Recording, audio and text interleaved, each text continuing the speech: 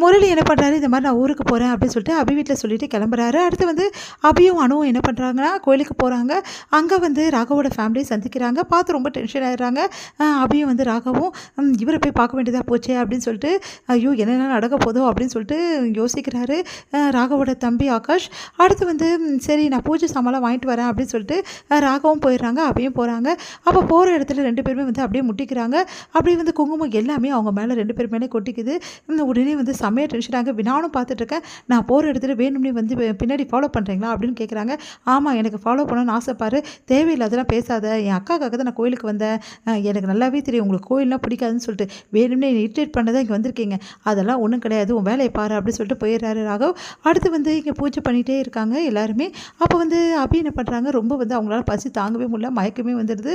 என்ன பண்ணுறதுன்னு தெரியலையே, இந்த பூஜை சாமான்லாம் எடுத்துகிட்டு போயிட்டு கொடுக்கணுமே அக்கா கிட்ட அப்படின்னு சொல்லிட்டு என்ன பண்ணுறாங்க, படிக்கட்டுலாம் ஏறுறாங்க.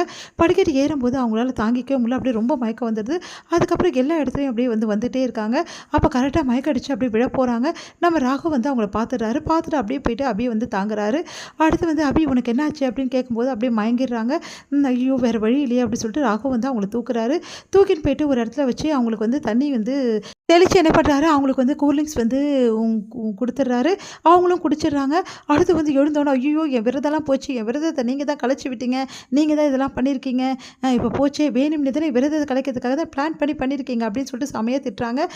உனக்கு என்ன ஏதாவது மூளை ஏதாவது கழண்டுச்சா, நான் சொல்கிறது உனக்கு புரியாதா, நீ மயங்கி விழுந்துட்ட, நான் பிடிச்சேன், நான் உனக்கு ஹெல்ப் பண்ணேன், ஆனால் நீ எனக்கு வந்து பதிலுக்கு திட்டுறியே, அப்புறம் நீங்கள் எனக்கு ஹெல்ப் பண்ணுறீங்களா, என் விரதத்துக்கு எடுத்து விட்ருக்கீங்க, உங்களை என்ன பண்ணுறது, ஐயோ போச்சே என் விரதம் போச்சு அப்படின்னு சொல்லிட்டு டென்ஷனாகி வந்து வர பார்க்குறாங்க. பார்த்தா மறுபடியும் மயக்கடிச்சு விழ போகிறாங்க.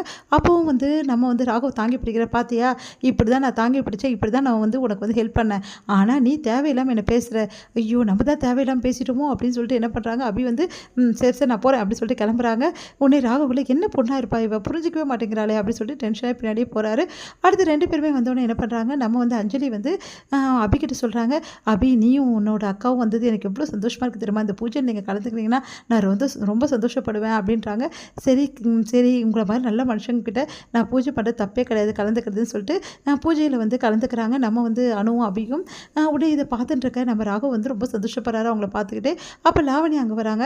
லாவணி வந்து இந்த மாதிரி நானும் விரதம் இருக்கேன் அப்படின்னு, அஞ்சலி பரவாயில்லையே நான் சொன்னதுக்காக இருக்கே அப்படின்வாங்க. எல்லாம் வந்து ராகவுக்காக தான் அப்படின்னு சொல்லிட்டு மனசில் வந்து நினைக்கிறாங்க லாவணியா. அடுத்து வந்து என்னோடய விரதம் வந்து முழுமை அடையணும்னா ராகவ் அவர் கையால் எனக்கு தண்ணி கொடுக்கணும் அப்படின்னு சொன்னோம். ராகவ் யோசிக்கிறாரு, நம்ம வந்து அபிக்கு தானே தண்ணி கொடுத்தோம் அப்படின்னு சொல்லிட்டு நினச்சி பார்க்குறாரு எல்லாத்தையும். அப்படியே வந்து தொடர்ந்து பேசிகிட்டே போகிறாங்க. அதை கேட்காம வந்து அபியே பார்த்துட்ருக்காரு நம்ம ராகவ். இதன் முடியும்.